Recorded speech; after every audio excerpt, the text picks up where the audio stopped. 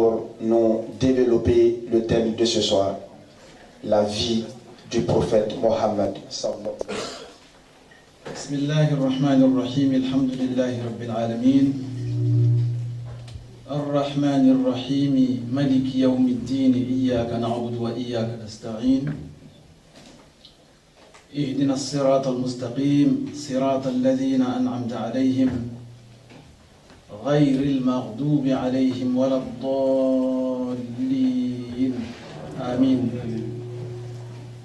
اللهم صل على سيدنا محمد الفاتح لما أغلق والخاتم لما سبق ناصر الحق بالحق والهادي إلى صراطك المستقيم وعلى آله حق قدره ومقداره العظيم. سبحان ربك رب العزة عما يصفون وسلام على المرسلين والحمد لله رب العالمين.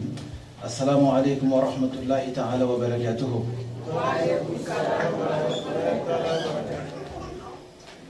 Alhamdulillah, chers frères, chères sœurs, chers parents et chers imams, chers chouyours, chers invités, auguste assemblée. Avant de rentrer dans le vif du sujet, je voudrais tout d'abord remercier de façon spéciale mon vieux, mon papa, Cheikh Samassi, qui n'a pas pu effectuer le déplacement. Et Cheikh Samassi, quand je dis mon papa, peut-être qu'il y a des gens qui vont être surpris dans la salle. Lui vit à Paris, moi je suis à Abidjan. Et comment se fait-il que je l'appelle mon papa? Le Cheikh Samassi, il y a une histoire entre lui et moi. Et en 1990, quand mon papa, Elhaj Ibrahim Sonta, qui était mon maître, mon guide spirituel, est décédé, j'ai pris un de ses cahiers et en regardant dans les pages, j'ai vu écrit quelque part Cheikh Samassi, et avec son adresse, son numéro de téléphone à Paris. J'ai dit, mais qui est ce monsieur? Parce que tel que c'était écrit, et j'ai compris que c'était quelqu'un d'important. Et j'ai compris que c'était quelqu'un que mon cheikh et mon père, défunt père, respectaient beaucoup. J'ai dit, bon, ce dernier, je ne connais pas.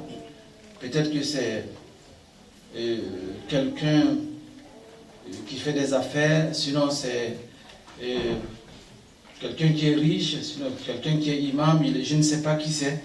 Si je l'appelle, qu'est-ce qu'il va penser? Je dis, bon, je ne l'appelle pas. De toute façon, un jour ou l'autre, si Dieu, dans sa miséricorde, le permet, on va se rencontrer. Donc, de 1990 jusqu'à 1997, non? En 2007. En 2007, quand je suis arrivé ici à Paris, il y a quelqu'un qui m'a dit que mais il y a un cheikh, un vieux, un imam qui est là. Pas adressé aux incrédules. Donc, c'est dans le Coran. Soit une sécurité. Ami, il était ami. Non, d'abord, soit. Papa. Et quand on lui a dit que vous êtes là, il était tellement content qu'il a souhaité vous rencontrer. J'ai dit, ah tiens, est-ce que c'est pas le monsieur, c'est pas l'adresse que j'avais vue dans l'agenda, sinon dans le cahier de mon papa. Donc je me suis précipité, je suis allé vers lui, avec le président Abdallah et une délégation. Et quand on est arrivé chez lui, on a dit assalamu alaikum. Il a dit wa alaikum salam wa rahmatullah. Et du coup il s'est levé. Il a fait quelque chose d'extraordinaire. Il a regardé Abdallah, il dit c'est pas lui. Il a regardé l'autre, il y a un autre qui nous accompagne, il dit c'est pas lui. 3-4 personnes, il dit non c'est pas lui, c'est pas lui, c'est pas lui. Et quand il m'a vu, il dit c'est lui. J'ai dit mais comment est-ce que tu sais que c'est moi? Il dit parce que j'étais avec ton père. Il dit que j'ai pris le wird avec ton père en 1971. En 1971, il m'a initié dans la voie Et c'est lui qui était mon maître. On est resté ensemble jusqu'à ce que je vienne à Paris ici, jusqu'à ce qu'il décède. Et il m'a raconté des histoires, des belles histoires entre eux. Inch'Allah, on ne va pas reprendre tout ça ici. Mais c'est pour vous dire que quand je le vois, j'ai vu mon papa. Parce qu'à chaque fois que je le vois, il me dit des choses qui sont passées entre lui et mon père et mon cher. Et c'est comme si c'est mon père qui est en face de moi. Donc aujourd'hui, il n'a pas pu effectuer le déplacement, mais il s'est fait représenter. Donc on lui dit merci et on prie pour lui qu'Allah lui donne bonne santé, Inch'Allah. Donc je remercie aussi le Cheikh Balou, le Cheikh Diarasouba, Cheikh Bamba, Oustaz Samassi, et spécialement mes deux invités qui sont venus de la Côte d'Ivoire, et Cheikh Moufti Sogodogo et Cheikh Ahmad Tidjane Diabaté, qui est mon fils. Cheikh Moufti Sogodogo, c'est un ami, un frère. On fait beaucoup de choses ensemble en Côte d'Ivoire. Et Cheikh Diabaté, Ahmed Tidjane Diabaté est mon fils. Et quand on dit mon fils, ça veut tout dire. Donc, chers invités, c'était pour remercier ces éminentes personnalités qui se sont déplacées, Inch'Allah. Donc, alhamdulillah, nous allons commencer notre conférence. Et le thème, c'est la vie spirituelle du prophète Mohammed sallallahu alayhi wa sallam. Et quand on parle de la vie spirituelle du prophète Mohammed sallallahu alayhi wa sallam, ça veut dire quoi? Ça veut dire tout simplement qui était le prophète et comment il a adoré Dieu. Qui était-il? Quand on veut parler de la personnalité du messager d'Allah, on ne peut pas parler de lui comme ça et sans parler d'une histoire que Dieu a bien voulu faire ça pour ce grand monsieur, le grand prophète Mohammed sallallahu alayhi wa sallam. Parce que Allah a voulu créer le prophète Mohammed sallallahu alayhi wa sallam d'une lumière spéciale, une lumière extraordinaire. Et cette lumière a adoré Dieu dans les cieux. Et c'était bien avant la création de notre père Adam alayhi salam. Donc la lumière du prophète sallallahu alayhi wa sallam a adoré Dieu avant que Adam ne soit créé alayhi salam. Mais ça va être peut-être surprenant pour certaines personnes, mais comment se fait-il que la lumière du prophète va adorer Dieu alors qu'Adam n'était pas créé? Et quand on dit que notre père Adam, c'est le père de l'humanité, mais donc c'est le prophète Mohammed qui va être le père de l'humanité alors? Non, Dieu a voulu que les choses se passent ainsi. Le prophète Mohammed sallallahu alayhi wa sallam, il a adoré Dieu dans 10 différents voiles. Et ces voiles-là ressemblaient à des cieux. Le premier voile dans lequel il a sa lumière à adorer Dieu, ce voile-là, il s'appelait le voile du pouvoir de Dieu. Et ensuite, c'était le voile de la générosité de Dieu. Et à chaque fois que sa lumière traverse un voile, et cette lumière-là peut passer au moins 70 000 ans à cet endroit pour faire des prières pour Dieu. Et c'était la lumière de notre grand prophète Mohammed sallallahu alayhi wa sallam. Et sa lumière a adoré Dieu dans le voile de la grandeur de Dieu, le voile de la miséricorde de Dieu, le voile de l'excellence, et le voile de la majesté, le voile de la dimension de Dieu, le voile de la guidance, le voile de la prophétie, le voile de l'élévation et le voile de l'intercession de Dieu. Et après ces 12 voiles, la lumière est partie dans les océans. Parce que le prophète a dit sallallahu alayhi wa sallam dans un hadith que le jour de mon voyage céleste, c'est-à-dire mon voyage nocturne, j'ai traversé un océan. Il dit cet océan est placé entre le soleil et la terre. Il dit que n'eût été cet océan, les rayons, sinon la lumière du soleil allait brûler la terre jusqu'à ce que la terre soit calcinée. Et donc, ça veut dire quoi? Ça veut dire tout simplement qu'il y a des océans dans les cieux. Donc sa lumière a adoré Dieu dans 10 océans. L'océan du regard de Dieu, l'océan de l'amour de Dieu, l'océan de la miséricorde de Dieu, l'océan du pouvoir de Dieu et l'océan de la majesté de Dieu, l'océan de la connaissance de Dieu, l'océan de l'intercession, l'océan de la guidance, l'océan de la générosité de Dieu et l'océan de la sagesse. Et c'est dans ces océans-là que la lumière du prophète sallallahu alayhi wa sallam a adoré Dieu d'abord. Donc, imaginez-vous, 10 voiles, 70 milliards multipliés par 10, pardon, 12 voiles, et ensuite 10 océans, 70 milliards multipliés par 10, donc ça fait 22, ça fait 70 000 fois 22. C'est après ça que Allah a bien voulu créer notre père Adam, alayhi salam. Et c'est pour cela qu'un jour le prophète a dit, dans un hadith authentique, que kuntu nabiyyan wa aliman bin nubuwati wa Adam bayna al-ma'i wa tin. Il dit que j'étais prophète et conscient de ma prophétie quand Adam était entre l'eau et l'argile. Ça veut dire que notre père Adam n'était pas encore créé.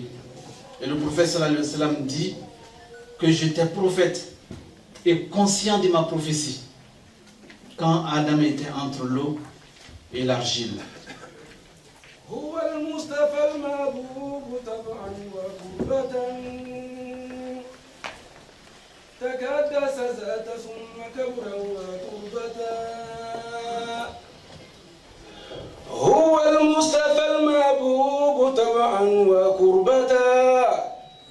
C'est aux incrédules. Donc, c'est dans le Coran. Soit une sécurité. Non, d'abord, soit.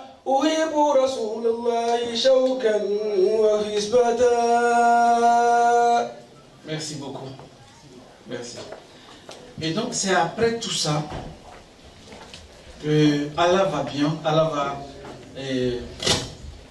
transmettre cette lumière-là des océans.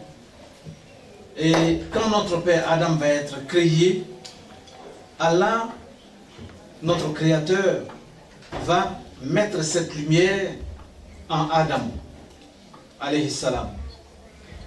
Les anges étaient tellement contents de voir Adam dans le paradis, et les anges se mettaient à milliers, sinon à millions, derrière Adam pour apprécier la lumière du prophète Mohammed sallallahu alayhi wa sallam qui était placée derrière lui. À chaque fois qu'Adam se déplace dans le paradis, les anges se déplacent derrière lui. Jusqu'à ce qu'Adam demande à Allah un jour, que mon créateur, je ne comprends pas. Mais pourquoi les anges se mettent derrière moi pour me vous regarder tout le temps? Allah va lui dire que c'est parce que il y a un descendant. Tu as un descendant qui va venir vers la fin des temps. Et c'est sa lumière que j'ai placée en toi. Et c'est cette lumière-là que les anges apprécient. Donc Adam va dire à Allah que si cette lumière-là est en moi, que les anges apprécient, mais il faut que je voie aussi la lumière. Parce que moi je ne vois pas cette lumière-là. Et là, c'est une autre histoire. Allah a bien voulu placer cette lumière devant Adam. Et la lumière va se déplacer. de père en fils. De père en fils, jusqu'à 49 générations.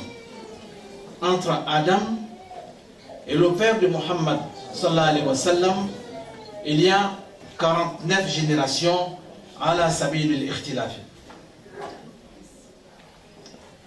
Et donc, à chaque génération, cette lumière a une histoire.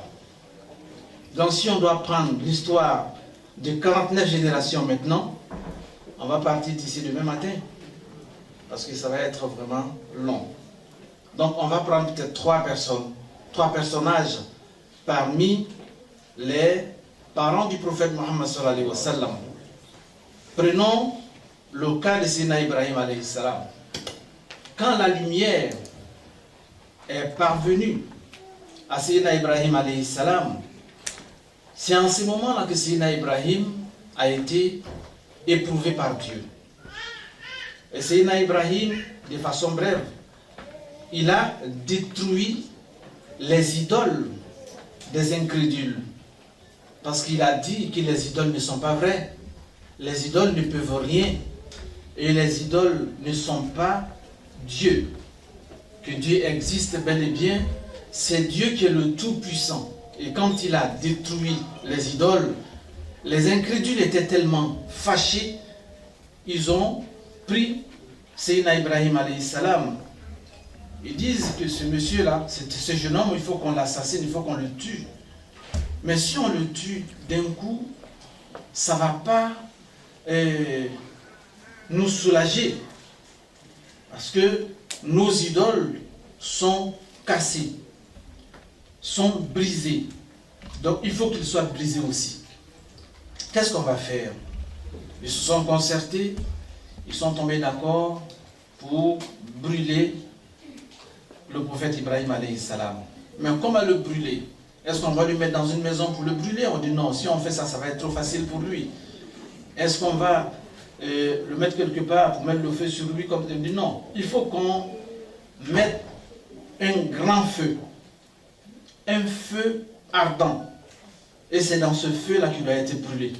Ils ont demandé à toute la ville, tous ceux qui aiment les idoles, tous ceux qui veulent soutenir les idoles, qu'ils partent chercher des bois et des fagots pour les entasser à un seul endroit.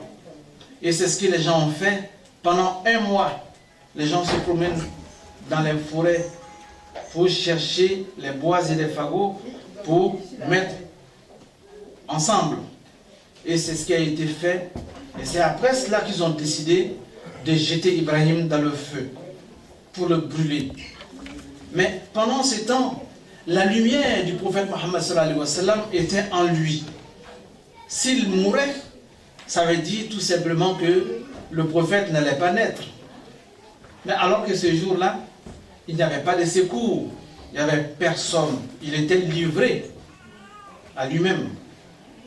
Et quand ils l'ont pris, ils ont jeté Ibrahim dans le feu. Mais bien avant qu'on le jette, il y a l'ange Gabriel qui s'est présenté devant lui. L'ange lui dit, Sayyidina Ibrahim alayhi salam, tu es l'ami de Dieu, Khalilullah. Donc, tu vas être jeté dans le feu tout de suite. Mais est-ce que tu n'as pas un message que je dois transmettre à Dieu pour que Dieu te sauve? Sayyidina Ibrahim va dire à l'ange que je n'ai pas de message. Il n'y a rien à dire. L'ange va dire à Sayyidina Ibrahim que tu vas être calciné dans le feu, tu vas être brûlé. Est-ce que tu vas te laisser brûler comme ça? Sayyidina Ibrahim a dit oui, je n'ai pas de message à donner à travers quelqu'un. Donc, les anges et les incrédules ont pris Sayyidina Ibrahim. En ce moment-là, l'ange est parti. Wa alaykum salam wa rahmatullah. Bismillah. Bismillah. Touré. Touré. ولم تك فاهما فموتك خير من حياتك دائما إذا كنت لم تكره ولم تك فاهما فموتك خير من حياتك دائما وليلك نائم النار. et danser. Et tourner. C'est mon rôle. En bas. Anche. Marhaba. En bas. Amina ya Rabbi. Amina. Mi. Amina ya Rabbi. Amina. Amina. Sallallahu Muhammad. Allah doa. Anga kalanda mne ko fe. Inshallah metani kalai. Amina ya Rabbi. Amina. Alhamdulillah, comme je disais, quand l'ange Gabriel est parti, ils ont jeté Seydina Ibrahim dans le feu, alayhi salam. Et pendant qu'on le jetait, Seydina Ibrahim n'a pas voulu dire à l'ange de dire à Dieu de le sauver. Mais pourquoi il n'a pas fait ça? Parce que Seydina Ibrahim a dit au fond de lui que si je donne un message à l'ange Gabriel pour transmettre à Dieu, ça veut dire tout simplement que je me suis dit que Dieu est loin de moi. C'est pour ça que j'envoie un messager vers lui. Alors que moi je sais très bien et je suis convaincu avec la foi que j'ai que Dieu a dit qu'il est avec ses serviteurs. Dieu est toujours avec les croyants. Donc si Dieu est avec moi, mais pourquoi envoyer quelqu'un vers lui? C'est pour ça qu'il n'a rien dit à l'ange Gabriel. Dans sa foi, il a dit que lui, il est avec Dieu. Et quand on l'a jeté dans le feu, pendant qu'il tombait dans le feu, sa foi n'a pas été ébranlée. Sa foi n'a pas bougé. Il est resté convaincu. Et il s'est dit que Dieu est avec moi. Même si je tombe dans le feu, je n'ai pas peur du feu. Je sais que je suis avec Dieu. Mais là, c'est la grande foi. C'est l'élévation spirituelle.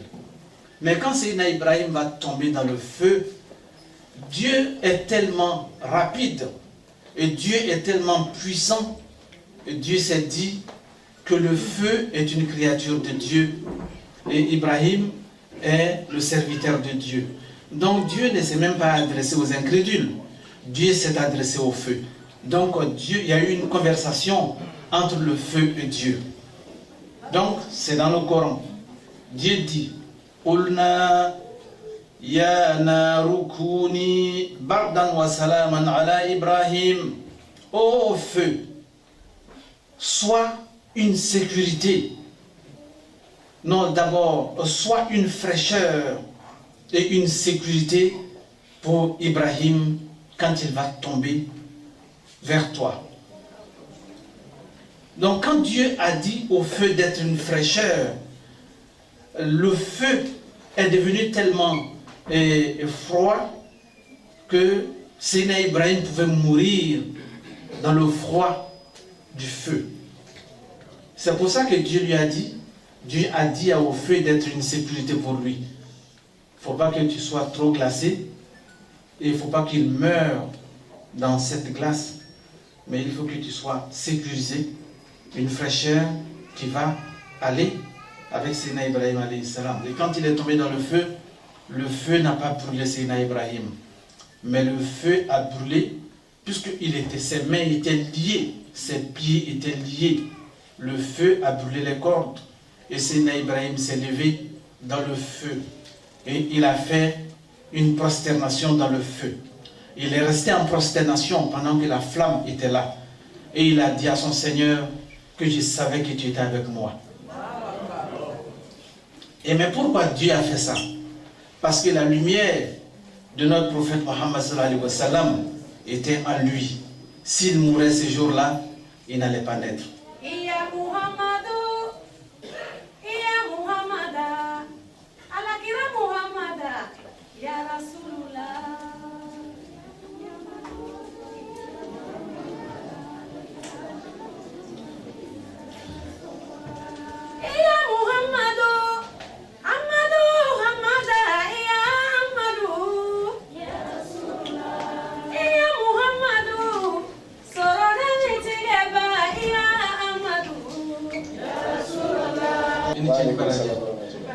Et donc c'est ainsi que Seydina Ibrahim a été sauvé par son Seigneur à cause de sa foi. Parce que ce jour-là, il n'y avait personne pour le secourir.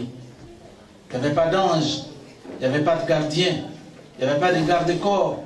Et il n'y avait personne, il était seul avec son Dieu. Et il a compris que c'est le Dieu qui est le Tout-Puissant et les incrédules ils étaient impuissants.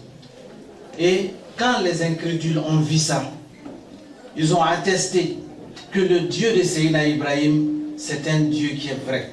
Et nos idoles ne sont pas des vrais dieux. Mais nous, on ne va pas suivre son Dieu, on va rester derrière nos idoles. Et ils ont libéré Sayyidina Ibrahim alayhi salam. Et la lumière va changer de personnage. La lumière va quitter Sayyidina Ibrahim et cette lumière va se diriger à Sayyidina Ismaïl alayhi salam. C'est dans le Coran. Fils de Sayyidina Ibrahim. Soit et quand la lumière est partie en Sayyidina Ismaïl, non, d'abord, Dieu a montré à Sayyidina Ibrahim alayhi salam qu'il devait immoler son fils pour Dieu. De façon brève. Et quand ils vont aller à cet endroit qui est Mina, le père de Sayyidina Ismaïl, qui est Sayyidina Ibrahim, a fait coucher son fils. Il a d'abord demandé l'avis de son fils. Il dit que j'ai vu en rêve, alors que nous les prophètes, les envoyés de Dieu, quand on voit quelque chose en rêve, nos rêves sont des réalités. Dieu m'a demandé de te sacrifier à Dieu. Qu'est-ce que tu penses de cela? Et le fils va dire à son père, mais fais ce que Dieu te demande. Mais voyez ce fils-là, un fils éduqué. Mais entre ce fils et son père, qui a plus de foi? C'est Dieu seul qui sait.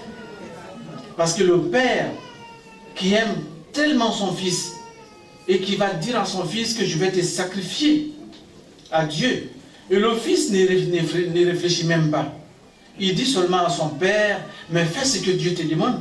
Parce que si c'est Dieu qui t'a demandé, moi je suis disponible. Je suis d'accord. Si tu demandes à... On ne va même pas rentrer dans ça. On va continuer, Inch'Allah. Il va quitter le pays, il va partir. Tu ne le verras plus jamais. Mon papa va me sacrifier. Mais voici un enfant béni. Mais quand son père va prendre le couteau pour immoler son fils, Dieu va s'adresser à ce couteau-là aussi. Dieu va dire au couteau, ne tranche pas la gorge de cet enfant, parce que la lumière de mon prophète est en lui. L'enfant avait tellement la foi qu'il s'est donné à son père, il s'est couché, mais son père a tout fait, il n'a pas pu trancher la gorge de cet enfant, parce que Dieu l'a protégé. Et c'est ce jour-là que Dieu a fait descendre le bélier du ciel pour venir donner à Sayyidina Ibrahim et lui dire dans le Coran, dans Surat Safat, وَنَادَيْنَاهُ أَنْ يَا إِبْرَاهِيمُ قَدْ صَدَّقْتَ الرُّؤْيَا إِنَّا كَذَلِكَ نَجْزِي الْمُحْسِنِينَ. Oh Abraham, tu as ajouté foi à ta vision. C'est ainsi qu'en vérité, nous rétribuons les hommes de bienfaits.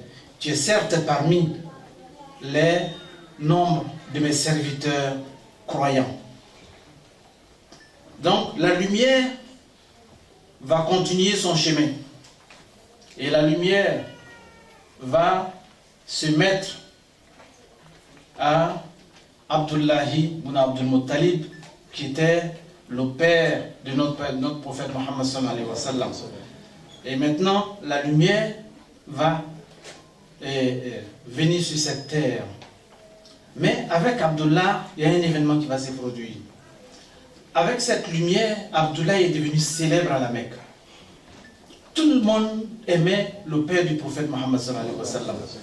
Il était jeune, mais tellement célèbre quand on fait une cérémonie, que ce soit un baptême, un mariage, ou quand on fait une cérémonie à la Mecque, si Abdullah n'est pas présent, la cérémonie n'a pas de valeur, la cérémonie n'a pas de succès. Et tout le monde l'appréciait, les hommes et les femmes, les jeunes gens et les vieillards, tout le monde aimait Abdullah.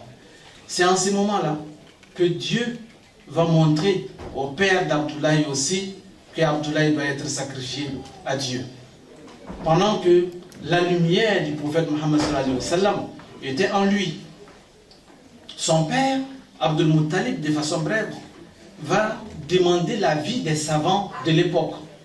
Les gens vont dire effectivement que ce que tu as vu, c'est la vérité. Un de tes fils, tu dois sacrifier un de tes fils. Donc Abdul Muttalib n'avait pas en tête que c'était Abdullahi qui était le choix de Dieu, puisque Abdullahi avait des grands frères. Et quand ils ont fait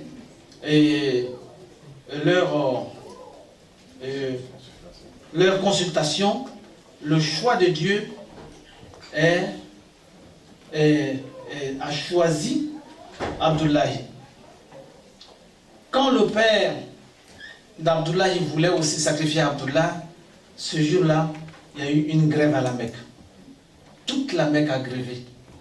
Ils ont marché. Ils ont dit qu'Abdullah ne va pas être tué ici.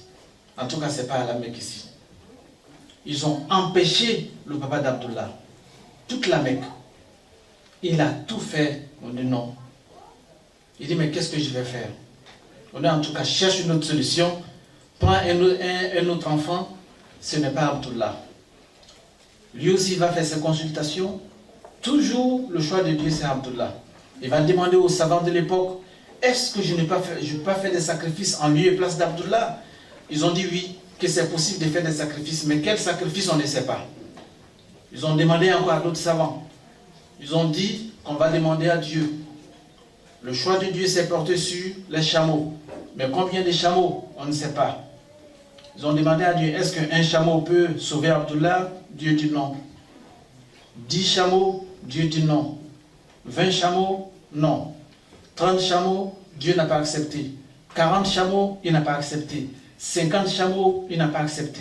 60, 70, 80, 90, jusqu'à 100 chameaux. C'est en ce moment-là que Dieu a accepté le sacrifice de son père. Ils ont sacrifié 100 chameaux pour sauver le père du prophète Mohammed sallallahu alayhi wa sallam, parce qu'on devait le sacrifier à Dieu. Dieu n'a pas voulu qu'il soit sacrifié parce que la lumière du prophète Mohammed sallallahu alayhi wa sallam était en lui.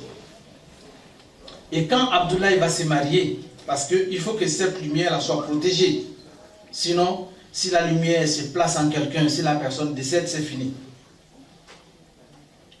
Le jour de son mariage, c'est ce jour-là que la lumière va se placer dans le ventre de la mère du prophète Mohammed sallallahu alayhi wa sallam, qui s'appelait Amina. Donc, dès que la lumière est passée à Amina, le père du prophète Mohammed sallallahu alayhi wa sallam est décédé. Quand il est décédé, Amina est restée seule. Le premier mois de sa grossesse, Amina va faire un rêve. Elle va voir notre père Adam, alayhi salam, un rêve tellement clair qui va dire à Amina que Amina, ta grossesse n'est pas comme les autres grossesses. L'enfant que tu portes, c'est l'homme le plus important de l'humanité. Donc, protège-le, et le jour qu'il va naître, il faut lui donner le nom Mohammed sallallahu alayhi wa sallam. Amina va dire ça au père d'Abdallah, qui s'appelle Abdul Muttalib. Le deuxième mois, c'est le fils Shisa de notre père Adam qui va paraître en rêve. Lui aussi va dire à Amina que mon père est venu te voir le mois passé, que donc je viens confirmer ce que mon père t'a dit. Cet enfant, l'enfant que tu portes, c'est le meilleur homme de l'humanité. Donc s'il naît, il faut lui donner le nom Mohammed. Il ne faut pas oublier. Elle va dire ça aussi à son beau-père qui s'appelle Abdul Muttalib. Et le troisième mois, le prophète Nuh alayhi salam va venir en rêve. Il va dire à Amina qu'il y a le prophète Adam qui est passé, le prophète Ishisa est passé. Moi aussi je viens confirmer ce qu'ils ont dit. L'enfant que tu portes, c'est l'homme le plus important de l'humanité. Quand il va naître, il faut lui donner le nom Mohammed alayhi salam. Et le 4e mois, Sayyidina Idriss va venir, va dire au père, à la mère de Amina, ce que les autres ont dit. Et ainsi de suite, jusqu'à 7e mois. Le 8e mois, c'est Sayyidina Moussa, alayhi salam, qui va venir et qui va dire à notre mère Amina que l'enfant que tu portes, c'est l'homme le plus important de l'humanité. Et quand il va naître, il faut lui donner le nom Mohammed, sallallahu alayhi wa sallam. Donc elle connaissait déjà son nom, elle était préparée, elle était informée, elle savait tout, et elle savait que cet enfant n'était pas n'importe qui. Donc elle est restée à la maison, elle n'allait pas n'importe où, et elle est restée sage et chaste, et donc voilà. Le jour...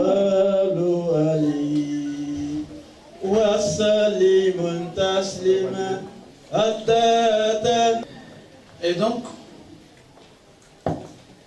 la mère du prophète Mohammed sallallahu alayhi wa sallam va accoucher. Il y a eu tellement d'événements qui s'est produits ce jour-là. On va pas, si on veut rentrer dans ces détails, on ne pourra pas dire ce qu'on a préparé par rapport à la vie spirituelle du prophète Mohammed sallallahu alayhi wa sallam. Toute sa vie était spirituelle. Toute sa vie est spiritualité. Et donc, quand le prophète va naître, sallallahu alayhi wa sallam, quelque temps après, Dieu va faire quelque chose d'extraordinaire. À l'âge de 5 ans, c'est à ce moment-là que son éducation devait commencer. Qui devait l'éduquer? C'est sa mère. Dieu va prendre sa mère. Sa mère va décéder. Donc il va rester orphelin de père et de mère. Sa mère est partie. Il n'a même pas vu son père parce que son père est parti depuis que sa mère était en grossesse de lui. Et donc ça veut dire que ceux qui devaient s'occuper de lui, de son éducation, ne sont plus là. Mais qui va l'éduquer? Son grand-père. On lui a confié à son grand-père. Son grand-père l'aimait tellement.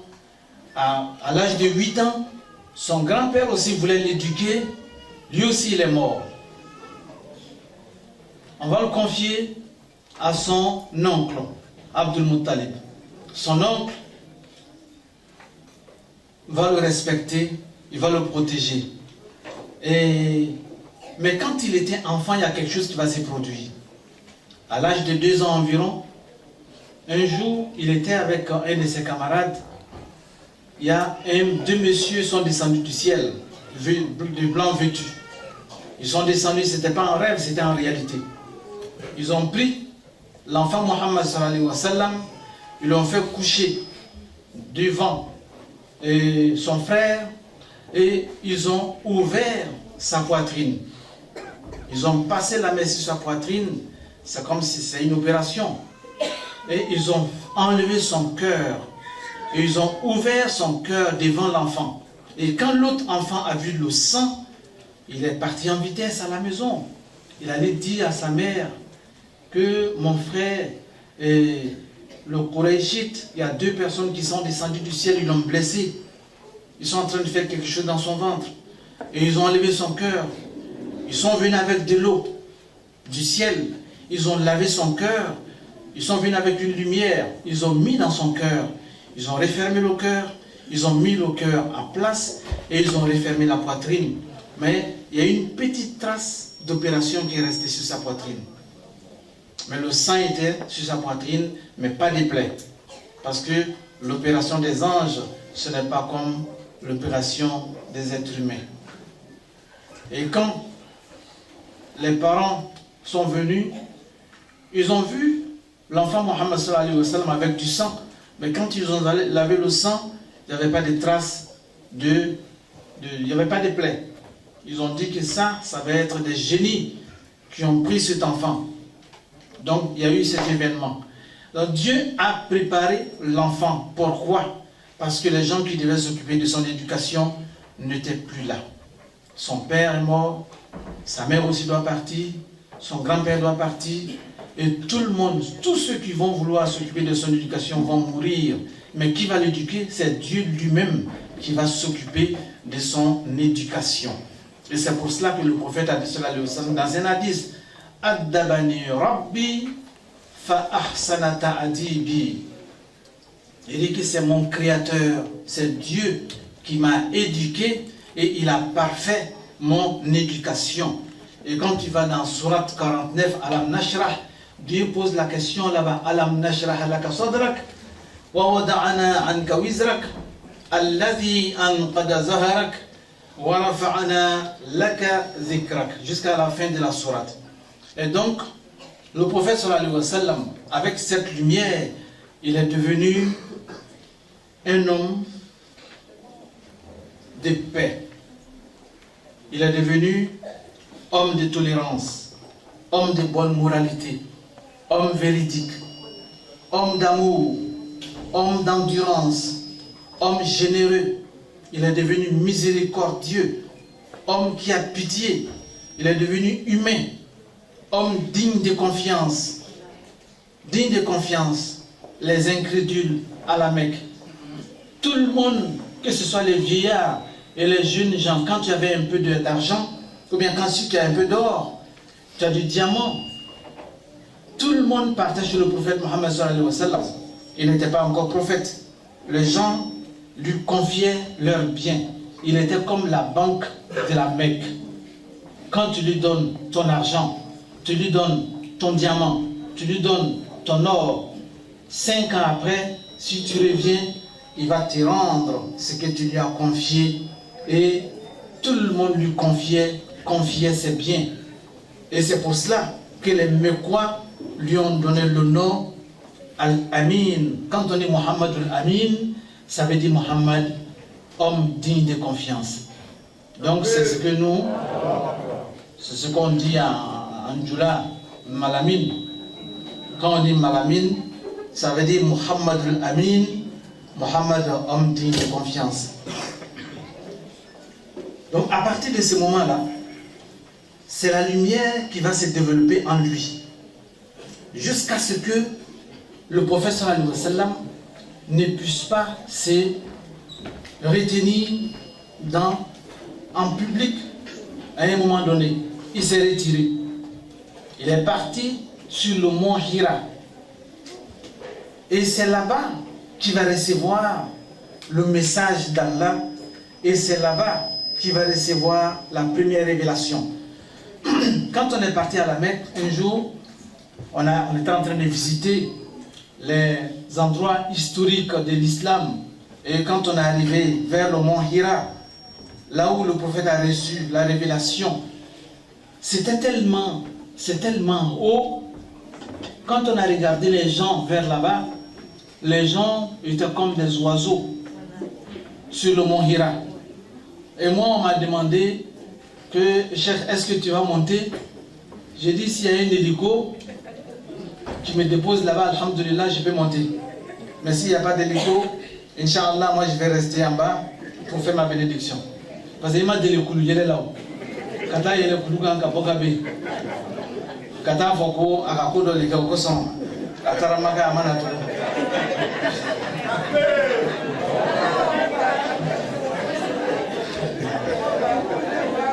Parce que le prophète Mohammed sallallahu alayhi wa sallam, lui, c'était quelqu'un qui était spécial. Il y avait une lumière en lui. Et cette lumière-là ne l'empêchait pas de faire quoi que ce soit pour Dieu. Il était tellement grand et il adorait tellement Dieu que, Inch'Allah, on va vous expliquer un peu son adoration. Donc, le prophète sallallahu alayhi wa sallam, toutes ses paroles étaient des perles de sagesse inimitables. Ses phrases se distinguaient par la clarté et la sobriété. Ses mots étaient bien cadencés et ses paroles étaient d'une spiritualité vivante. Il était très généreux. Il donnait toujours sans rien attendre en retour. Il pardonnait beaucoup. Il était très endurant et très patient. Il était beaucoup humble. Et il ne se vantait jamais. Il ne parlait jamais de lui-même. Il parlait toujours de Dieu et de ce qui lui avait été révélé. C'est en cela qu'Abdullah ibn Abbas radiallahu ta'ala anhu a dit dans un hadith qu'un seul regard sur le messager d'Allah, le prophète Mohammed sallallahu alayhi wa sallam, valait mieux que 40 ans de prière pour certaines personnes. Quand tu le regardes comme ça, si vos regards se croisent, ce que tu ressens en toi, la foi que tu ressens, l'amour de Dieu que tu ressens, et ça te transforme, ça vaut mieux que 40 ans de prière pour certaines personnes. Mais quand tu regardes le prophète Mohammed sallallahu alayhi wa sallam, il te transforme à cause de la lumière qui était en lui.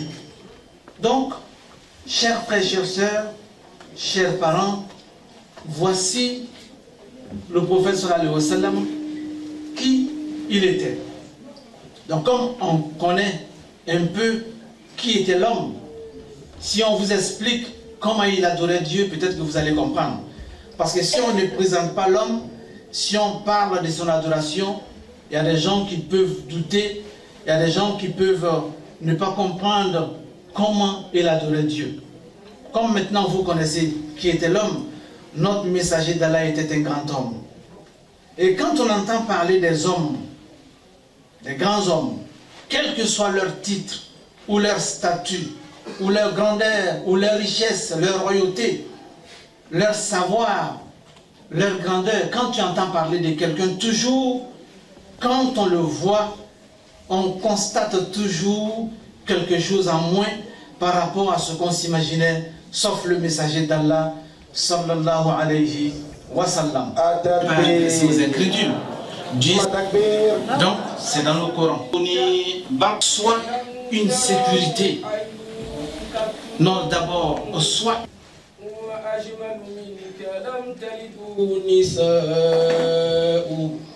أحسن منك لم تره قط عيني وأجمل منك لم تلد نساء طلع البدر علينا من ثنيات الوداع وجب الشكر علينا ما دعا للمدى. Donc, je disais qu'à chaque fois qu'on entend parler de quelqu'un, un homme riche, un savant, un homme de Dieu, un chef, un roi, quand tu entends parler de lui, quand tu le vois, tu constates toujours quelque chose en moins par rapport à ce que tu t'imaginais, sauf le messager d'Allah. Je vous donne un exemple. Quand tu entends parler de... Je vais prendre l'exemple de qui?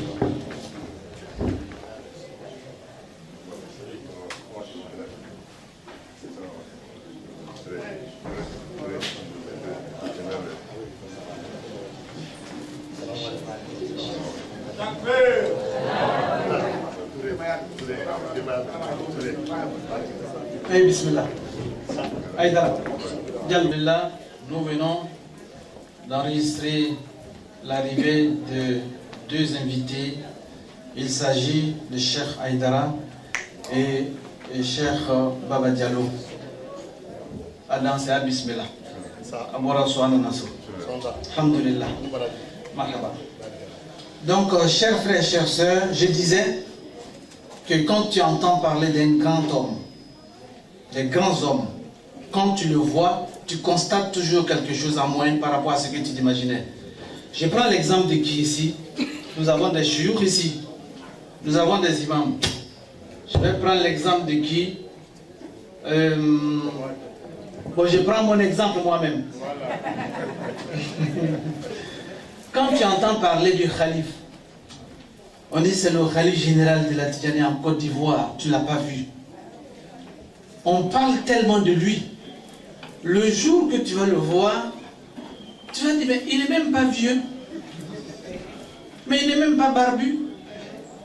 Il n'est même pas gros. Alors que si tu entends parler de son nom, tu vas t'imaginer tout.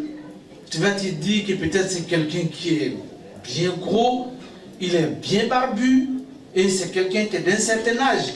Mais quand tu le vois, tu constates quelque chose en moins. Tu constates qu'il n'est pas trop vieux, même s'il est un peu vieux, mais pas trop. Non, il est vieux, mais mange bien.